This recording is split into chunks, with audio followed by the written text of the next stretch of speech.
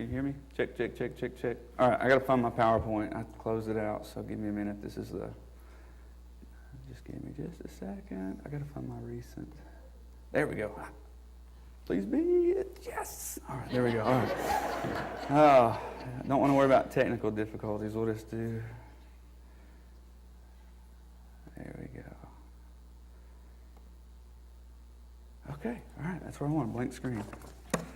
All right, for y'all that don't know me, I am Philip Lewis. I am the son-in-law of Dennis and Gail Dunn, who are members of this church. And tonight, we've experienced, it can't be anything less than a miracle with our little girl. And I don't want to be the spoiler, but she's home. She's here. Can I get an amen? Yeah. Oh, man.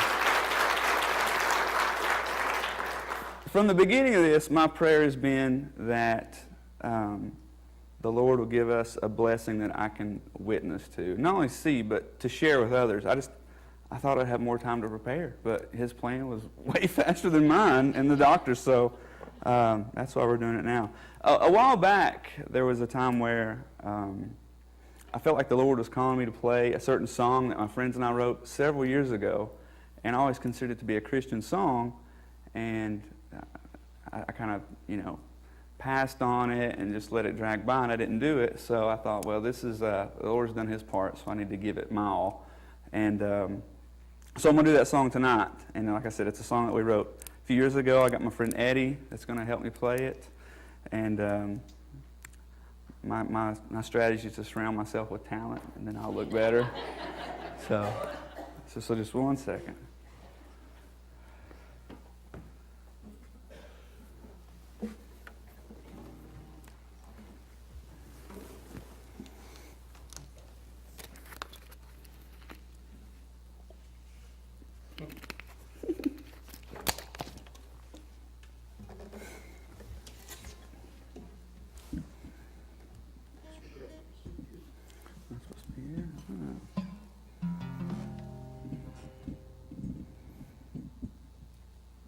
And this kind of shows that the reason I want to do this song is because when I was writing it, you could tell that this was a stage in my life when it was like, there were problems. I just didn't know how to handle myself, and I always knew that it was God, but I think other people interpret it different ways. But I think it's just real appropriate for tonight.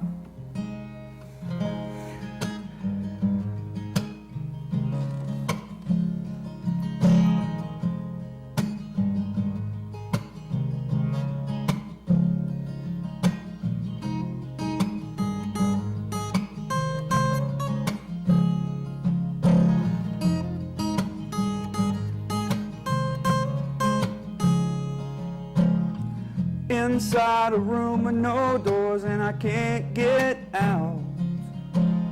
A claustrophobic, the walls are closing in and no one can hear me shout. I need someone to come to my rescue and maybe lend a hand. Tell me something kind of simple that I can understand. Things are never the way you want them to be. But these situations, man, they help me see. They guide me along, show me right from wrong, and show me where I really belong.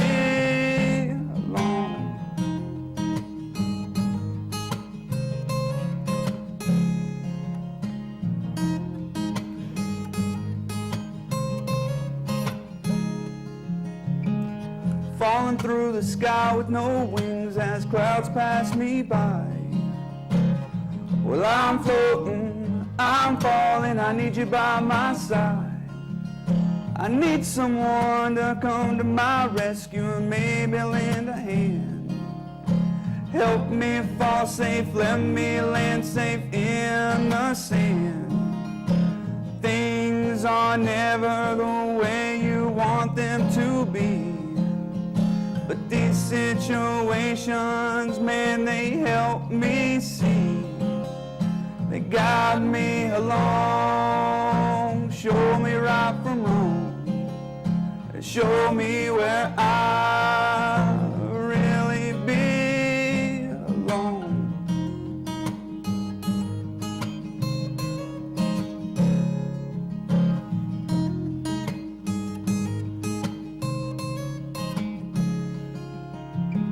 I land safely in the sand, so I think. I try to move, the more I move, the faster I sink. I need someone to come to my rescue and maybe lend a hand. Toss me a rope before I sink in this quicksand. Things are never the way you want them to be. But these situations, man, they help me see. They guide me along, show me right from wrong, show me where I really belong.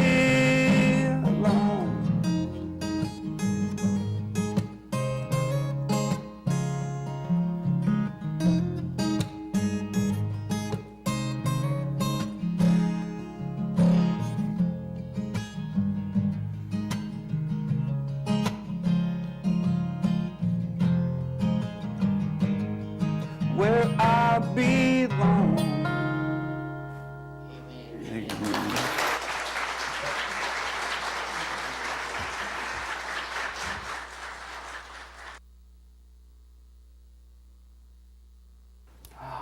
Amen. I had to get that out of the way first. That would have been over me the whole time. Okay. So it was kind of hard to kind of pull everything in, the whole story with Piper, because there's like all kinds of little connections that are in here. But I try to do it kind of chronologically to build up, you know, how God's timing was just way better than we could have ever even planned.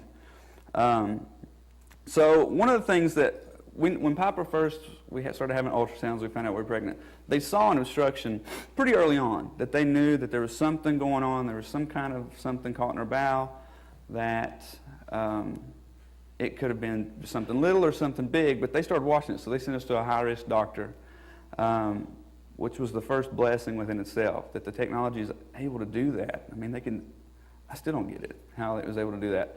But, so they put us to these high-risk doctors, and we were in the right place, so they were prepared for us to have surgery, or probably have to have surgery almost as soon as she was born. I mean, it was like in the plan, just in case. So that was a big thing, but a couple of my friends came over to my house one night, trying to get ready for, you know, settle in and have a baby. We're about a month out, and even my friend Michael said he had a dream that the next day we'd be at the hospital, and I shouldn't invite him over. He was dead on. So, first off, there we go. Miranda's in labor. We're headed to the hospital. So Piper comes. It was awesome, you know. A very easy birth for Miranda. I'm speaking for her. I was at the first one, and it wasn't as, you know, I was like sleeping kind of, and they're like, "Baby's coming." I was like, "I got to get my shoes on." It was pretty quick. So, and even in one of the pictures right here, you can see Miranda in the background. She's ordering a pizza from Pizza Hut 10 minutes within. But the thing is, they took Piper out within, I don't know, 15 minutes. We saw her 15 minutes and she was gone. It was late at night. We were just, you know, kind of just the mama bear, papa bear instinct for, like, you know, we want our child type thing. So they went ahead and said, "We're going to do surgery. First thing in the morning, go in there and see what's going on." And the first surgery they went in, they saw that everything was twisted, that it wasn't just something easy. It wasn't easy fixed. And what happened, I'll explain. I got to almost like teach this because that's my natural way, because I'm a teacher, so I've got to teach it to you. But her small intestine was twisted, like 720 degrees, so 2 times around. And when the doctor went in there the first time, they kind of untwisted everything, and they're like, "We'll see what happens the next day," which meant another surgery within, you know, 36 hours. She was having another surgery. So they did the second surgery. They got in there. They realized that everything below that twist was pretty much dead. Lack of oxygen, lack of blood flow, it was gone. So she lost 80% of her small intestine that day. So out of the 140 centimeters, she has 25. And that's a scary thing because even, 20 years ago, they would have been like, well, there's nothing we can do. And the small intestine's important because that's where you absorb all your nutrients. When you eat something, that's where it goes first. So she has less room to do that. And after that second surgery, they hit us with the news. They called us in there. The surgeon was a great surgeon and everything, but he hit us with it could be up to a year that she's going to be in the NICU. And that was the most devastating news that we could have ever had, that it was going to be that long. And it was just, for us, it was awful. I mean, I know that other families do it and things like that, and there's worse circumstances, but, and then we had some anger along with it that, we're in the NICU and there's all these babies that are, the parents just, I don't know, we love our children. And we're like, we're good with children. They should be home with us. And so we were thinking about milestones and all the stuff we're going to miss, all these things that are going through our head. And we quickly realized that this problem was bigger than us, bigger than we could ever handle on our own. And even at this point in the pictures, we hadn't been able to hold her since that first day. And you can kind of see that there's a little thing across her stomach. That's where she had her surgery. And right here on her chest, I'm going to explain this a little bit. This is where they put in what they call the Broviac. And with her having short gut syndrome, is how what they call it, her body can't absorb as many of the nutrients through her mouth or through her stomach, so they have to put it directly into the vein. And the way they did this is they put a Broviac in her chest, and it went pretty much straight into like her arteries.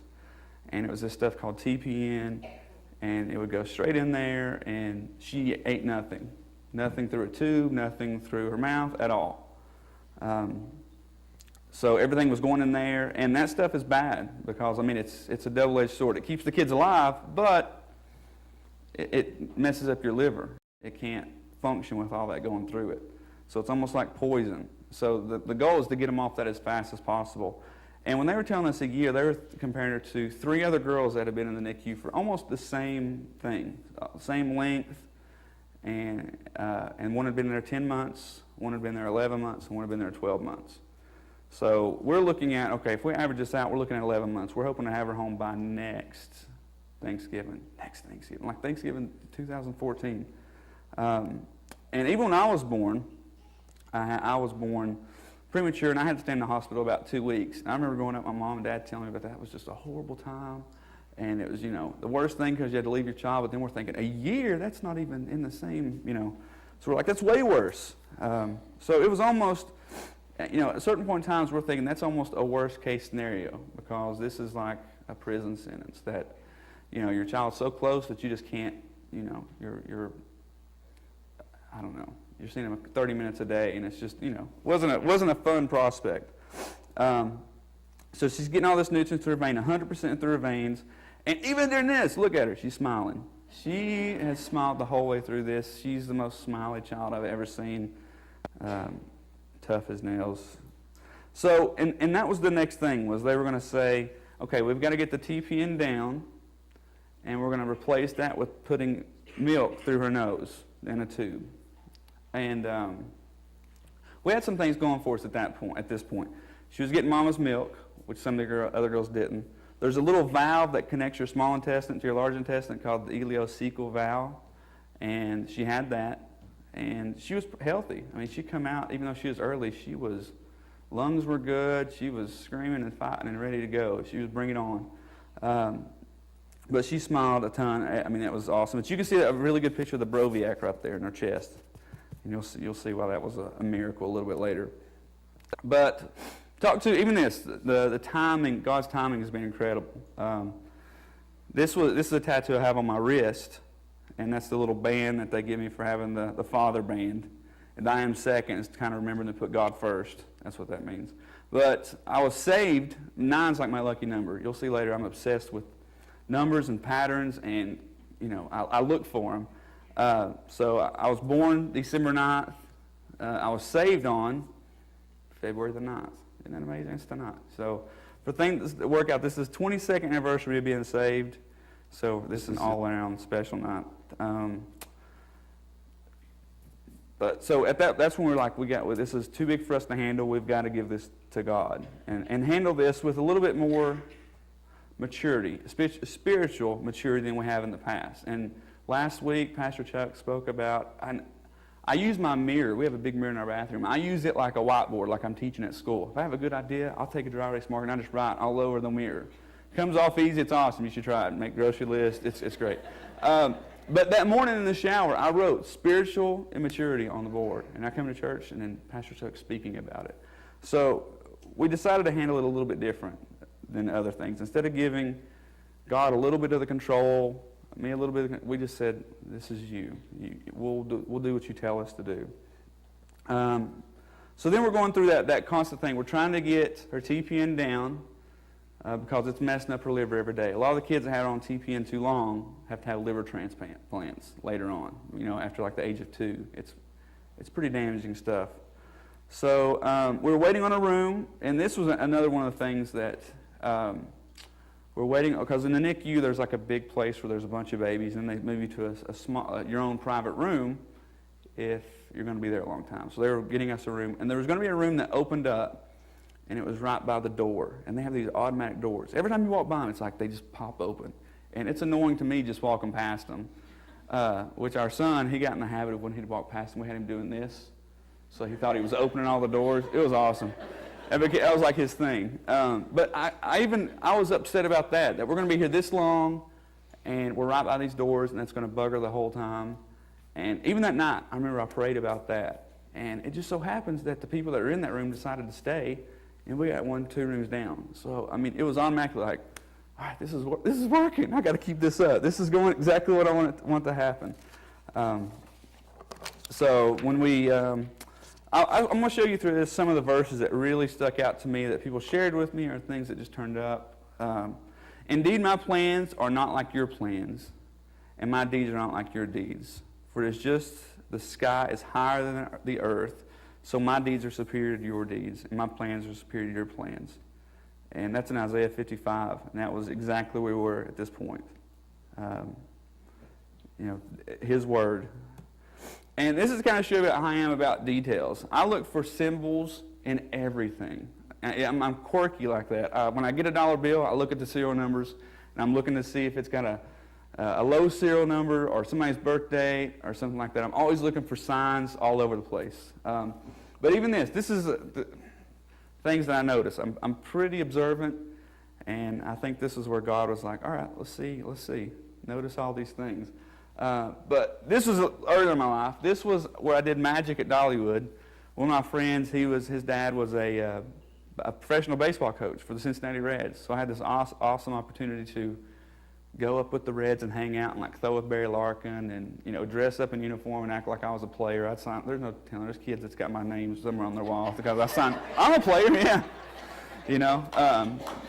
So I apologize for that. But so there was this cool article that the Dayton Daily News put in there where they talked about me doing magic in the locker room with all these baseball players. So it was a pretty cool thing. Of course, I saved it and framed it. But when I started looking at it a little bit closer after I read the other things on it, it was 2001. It was the year that Miranda and I met. And this happened before we met. It happened on her birthday. This is July 20th, 2001, so it's Miranda's birthday. So I'm like, oh, there's a sign. And then look at the main article, the title of it. Dunn's the one. That's her maiden name. Sold. I'm good. That's all I needed. I don't need. So I'm constantly looking for things like that. So I feel like that was part of it, and I felt like even my senses were even heightened during this. I felt like when the Lord was speaking to me, it was the clearest that I'd ever heard it. It was undeniable, so clear and so true. And even things like this that I know. Piper glows. She was glowing. She was always so blessed. That was just a picture in the room with Dennis. The light was just hitting her. I was like, the baby glows. And look, she's got a halo on her head. You see that? That's just how her hair grows. It's just like that. So it's like she's got a natural halo. And during all this stuff, I was constantly looking in the Bible for stories about miracles and things like that, because I could see God already working towards this, His plan. And, it was just little things were sticking out to me. Like this magazine, I was walking through the store, I was like, perfect. This has got all the tons of miracles in the Bible that are just laid out for me. So that was, exactly what I needed to be reading at that point in time. So there were signs everywhere. And another aspect that I'm going to get into is I've always felt like my grandmother has been like my guardian angel. And I don't know, she passed away when I was like 4 or 5.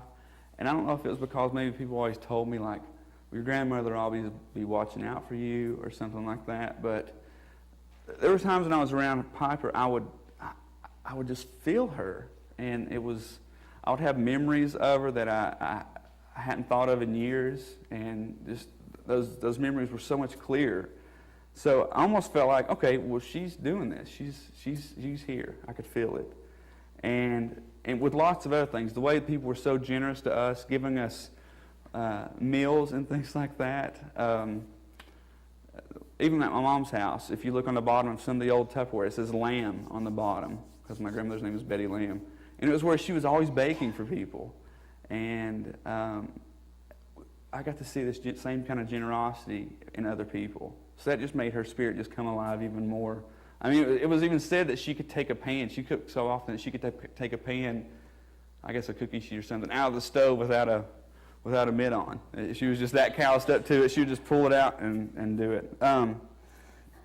Some of the other verses, Isaiah 41:10. Do not fear, for I am with you. Do not be dismayed, for I am your God. I will strengthen you and help you. I'll uphold you with my righteous right hand. Let's see. Yeah, I'll come back to that one. Case has been our complete rock through this. I think if this would have been with our first child, we would have been completely different. But we had to stick to, we had another child at home. And we had to be there for him just as much. So he made us kind of stay with our normal pattern. We're going to watch VeggieTales 14 times and then Chitty Chitty Bang Bang after that. And just over and over to see his schedule. So we had to keep to that. So we're really good. And he ate a ton of hospital food, as you can see. But he did it. Grilled cheeses, he kept picking through it. And we tried to spend a lot of time with him. And during this time, we didn't really feel guilty. We had more... this situation with us, with Miranda and I, it was easier than other situations we'd been in. As far as stress and things like that, it's like things just kind of worked. But, even taking him to see Santa, was a interesting experience. But we had a constant flow of support through everybody, and it was awesome. And there were some tough times, too, because Case, I don't think he really realized his sister was supposed to come home, like that's what babies are supposed to do, but we had to do this, we called it window love, and that's the only way. Case never got to hold her, because once she was in the NICU, he couldn't touch her. So, the nurses were gracious enough to let us take him to the window, and that's how he would see her.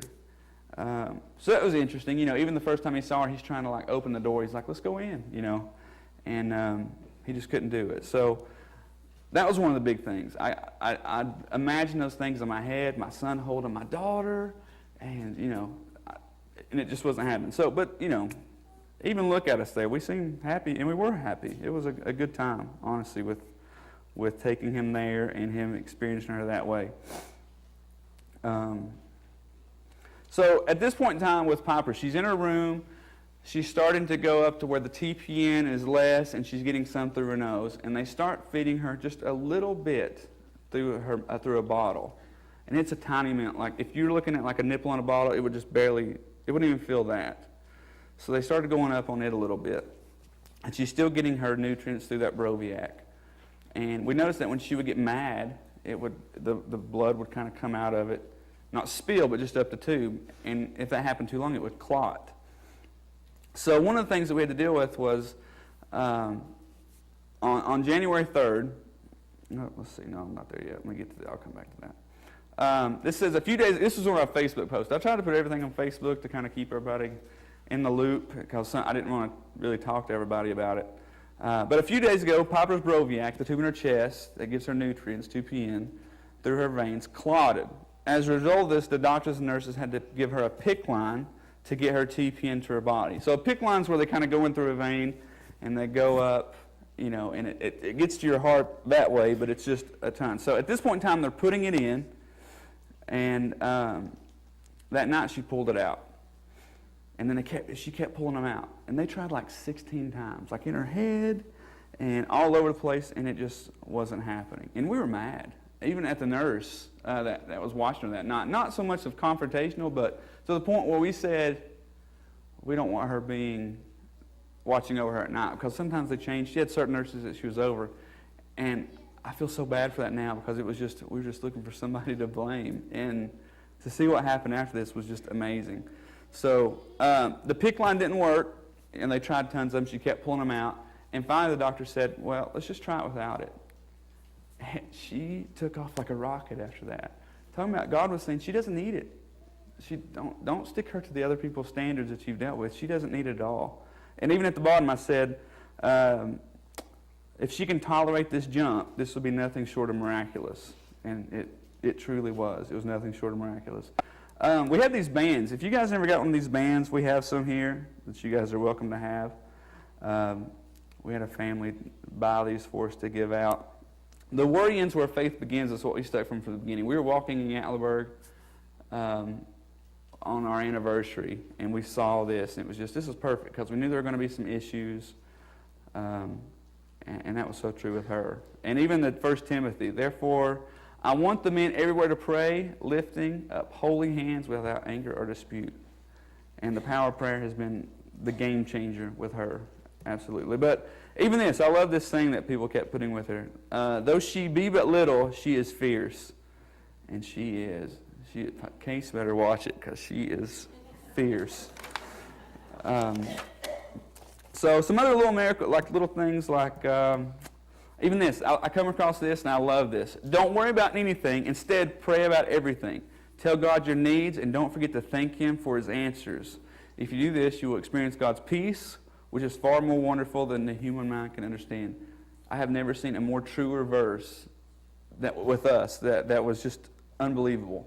And through this experience, it taught me how to pray, as far as giving thanks first and asking for very specific things.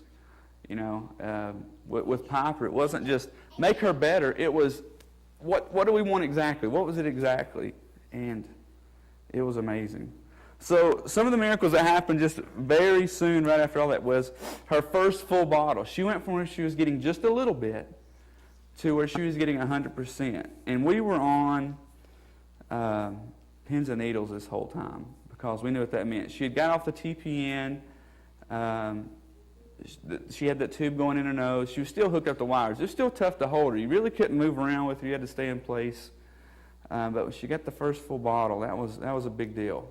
And even at this point, she was blowing the doctors away. And one of the doctors I liked, he even said, there's several doctors there, and they're all amazing. But he said, I believe in miracles. And I said, well, you're our doctor. That's exactly what we want. And she blew them all away. They expected her, what they expect with short gut syndrome kids is they give them milk to the point where they can't handle it and they get sick. And then they go a little bit lower and they try it again. Piper never hit a wall. As they went up, not one time did she ever get sick from it. And even now, I'd be scared to see how much she could actually eat, because when we take the bottle away, she's still going like, keep it coming. But to kind of show you how she was just always smiling. Even we had pictures taken of her at the hospital, and she was just, even the photographer said she's only caught that a couple times where a child just smiled right in the chute, being that little. But it was easy with her. She was always smiling. Always had a ton of personality from the beginning.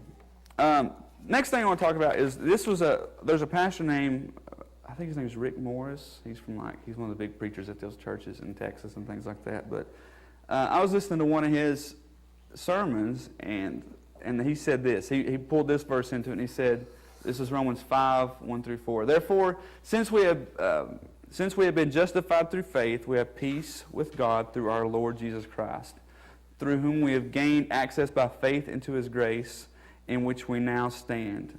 And we boast in the hope of the glory of God.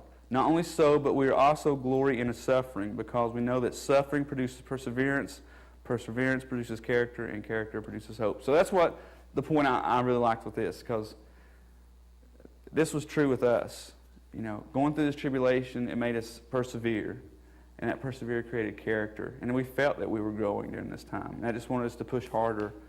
And character producing hope, and hope allows us to fulfill God's divine plan for us. And I feel that's what, with Piper, that is what he did. And it comes down to this. Our response to our circumstances determine how long they'll last. Our trials will last. And I don't want this to rub the wrong way with anybody. I'm not saying that your problem is right and mine was wrong, or yours were wrong and mine were right, but I completely believe this to be true. That since we gave it to God at the beginning and we stuck to it, that His plan just worked, and that's big. That's something that from this whole thing that I will take. Our response to our circumstances determine how long our trials will last. God's wanting to teach you something. It's just, how much does He have to push you to get to it? And this time we went with the flow a little bit more. And I think he got us to where we were supposed to be. And I think that's why it ended a lot sooner, So, talking about how long our trials last. This is me taking a picture of us leaving the University of Tennessee. So many times we'd walk in that hospital and walk out without our child. And we were just waiting for the day. You should have seen me. There's like when you're about to go home, they want you to bring in the car seat and they test it.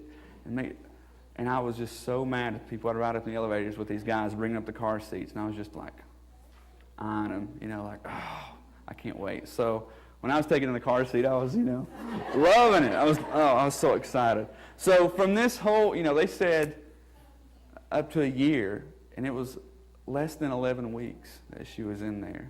Less than 11 weeks. Yes, thank you.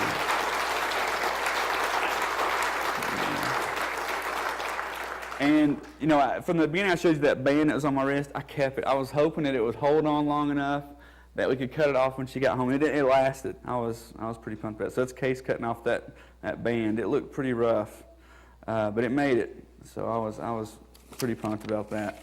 And this was some of the best part was, Case hadn't been able to touch her. He hadn't been able to really see her in person. And there's another video I put online where you can tell he's excited. He can't contain himself. But this is the video of him actually touching her for the first time. And I hope maybe it's just a picture and it's not going to play the video. All right, maybe I'll try that. I'll try to pull that up in a second.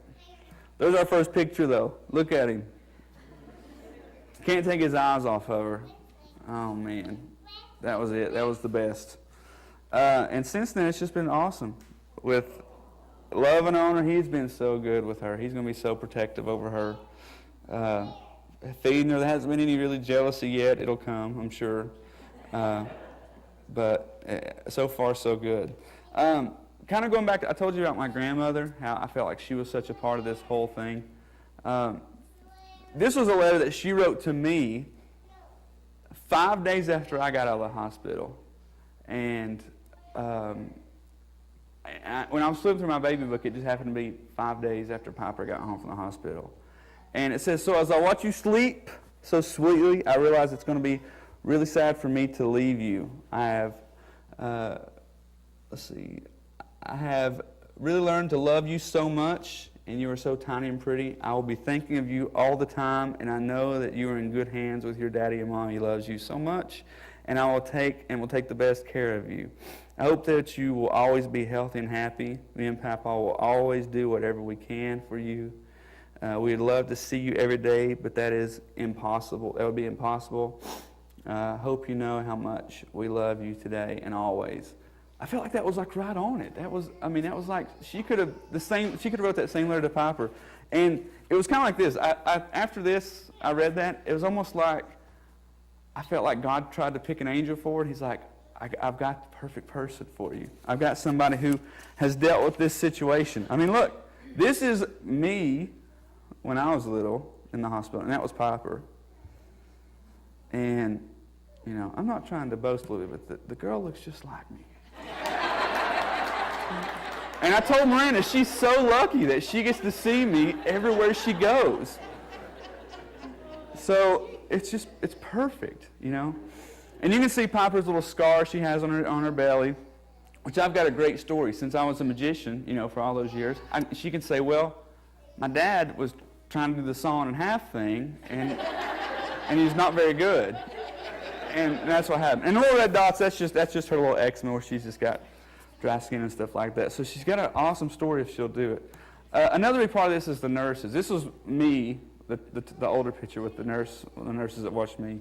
But these two nurses particularly were so amazing with us. They have, I don't know how they do it. I mean, they are, and to tell you something about them, everyone I talked to were Christians. And they highly believe in miracles. And they are around it every single day. And to do what they do day in and day out, and even now, I mean, we text them and, they're coming to birthday parties and stuff like that because they raised our daughter for several months during a tough time.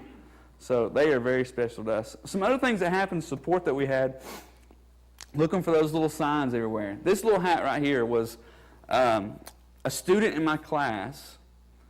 He had something he had to go get some x-rays or something done. And he went to the children's hospital, and he's I guess 12 now. And they said, well, we always give the kids something after we do some kind of procedure, but you probably don't want this. And he said, you know what, I know exactly what to do with it.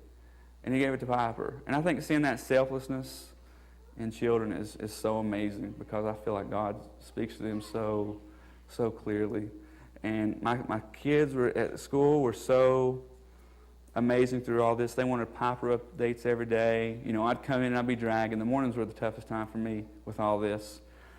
They would come in and they would cheer, and it was, when they found out she was 100%, it was like they were cheering just as much as I was doing this. Our family through all this has been amazing. Without my mom and Dennis and Gail watching them, and just everybody that came up that was keeping Case, because Case wasn't allowed to really go back there, so we'd always have somebody watch him. So we had to alternate or have him somewhere. So our parents put tons of miles in their car and did a lot. And friends and family coming up to see her, it was awesome. It was awesome. Let's see. I love this one because Piper's middle name is Grace, and this is perfect. So, for it is by grace you have been saved through faith, and this is not from yourself. It is the gift of God, not by works so that we can boast, for we are God's handiwork, created in Jesus Christ to do God's works, which we prepared in advance for us to do. And I love that. I love that with her. I've got to get some more love going. This was awesome. I thought this was perfect. We've been watching Toy Story a ton at home, and she always does that. So I thought that was appropriate. And I love this. This was our walk with our. We finally got to have her home and take her outside and go walking, and Casey's on his mower, and it was just perfect. So good day. And she is beautiful. Well, she does look like me. I don't know. But that was her today. This is a picture of her today. Because we're really not even supposed to have her out. So kind of watch it, coming around her, because we can't let her get sick right now, especially with kids with that kind of short gut. If they get sick, it's bad news. So we're not out of the woods yet with her, but we went to a specialist the other day he has 8 patients. He's awesome at his job. He only does it. He should have retired already, but he just likes it to do it. And he said she did not read the book on how she's supposed to act. We don't understand it, and we do. We know exactly why this is going on. So we don't know. She could have, because certain part of your small intestines absorbs nutrients, and some of them is vitamins, so she may have to have shots. So it could be the point where she is, eating anything and everything, or she may have to have shots every once in a while, but as long as everything holds up. So we're not out of the woods yet, so we would still appreciate your prayers to stay with her, and it's still a work in progress, I think. I think he has big plans for her. But thank you guys so much. If you don't care, would you guys bow your heads and pray with me? Thank you, Lord, for bringing us all these people here to celebrate your blessings. Thank you for giving us front row seats to witness one of your many miracles. Thank you for this experience. It has helped our family become stronger by becoming closer to you. Thank you for my salvation that happened 22 years ago today. Please continue to keep please continue to keep blessing our children. Allow them to both grow up to find you and to do your will. Please continue to work in the families and lives of all the people at the NICU. Especially bless our NICU neighbor Brooks and the Bailey family. In your heavenly name we pray. Amen. One more thing. There was some of the little signs that at the hospital, there's this guy that just kind of shows up. He's not getting paid. He don't have a hat for you to drop money into, but he sits up there with his violin and he just plays songs. And this is one of those things like the Angel's Unaware that I love this, because I was walking by and he was playing a song, and it's just I started singing the song in my head. He wasn't singing; it was just the words came in my head from being in from Brown's Chapel when I was a child, and listening to the words, I was like, "That's what God's telling me right there." And the song was what's it called? Everlasting Arms, or Leaning on Everlasting Arms, and it was. So listen to these words, and you'll see kind of what I meant with the Lord talking to me during that point in time. Let's all sing together. Take 453, lean on everlasting arms. Let's sing all of it.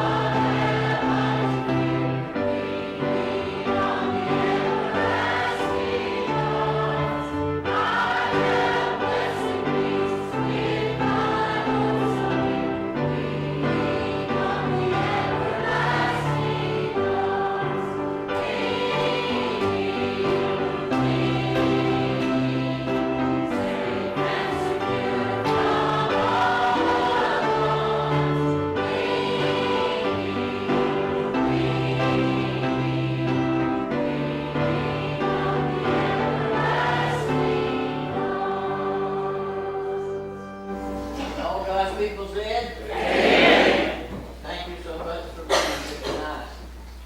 And thank you, Philip, for doing an outstanding job. We've really been able to worship God and praise Him tonight. And the God we serve is still in the miracle business. Amen.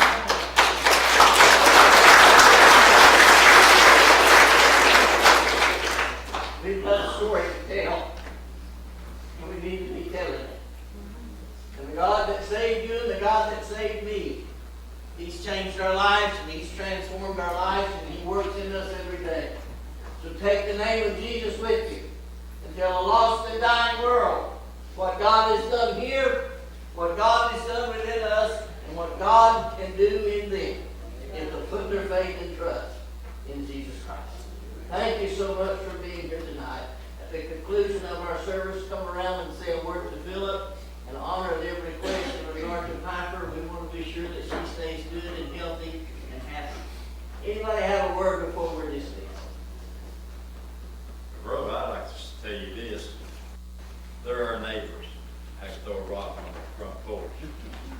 And I don't want to call them neighbors, we call them our young ones. I'm looking forward for Piper. I was down getting ready to cut some grass when I first found out about Piper. Philip come down, I could see a depressed look on his face. He told me, and my heart really, it just dropped.